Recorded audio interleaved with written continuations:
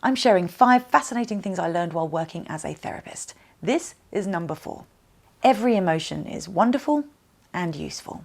We talk often about letting go of anger or regret or shame.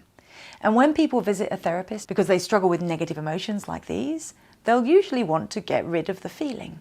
But as psychologist Susan David so eloquently puts it, to wish for this is to have dead people's goals. I battled with fear for a very, very long time, so much so that my body started to break down.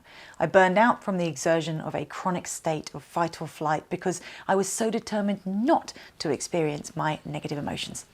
Ultimately, that crash forced me to come to terms with my resisted emotions, and doing so meant that I was able to see them differently. I had to learn that accepting discomfort was not the same as dwelling on it.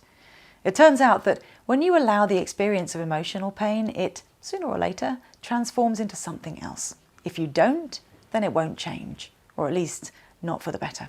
This, as always, is not to say necessarily that it's easy, but we can learn to live by this rule.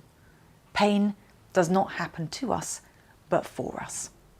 And if we choose to start actively noticing and acknowledging how we feel a little more often, labeling our emotions and talking about them if we have someone to do that with, or writing about them if we don't, then gradually and over time, our feelings can start to flow more easily. And then you can take it to the next level when affected by a negative emotion, by remembering to ask yourself the question, what is this feeling here to teach me? That simple question, what is this feeling here to teach me, can be beyond empowering. It means that you can make meaning out of misfortune rather than feeling like the hapless target of terrible luck.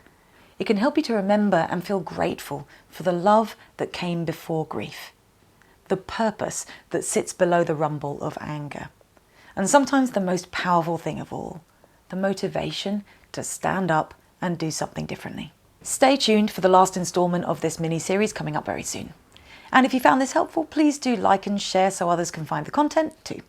Finally, if you would like to take an epic journey through a magical world in the name of mental wellness, then you can download Betwixt, the mental health game. It's available on the iOS App Store and Google Play.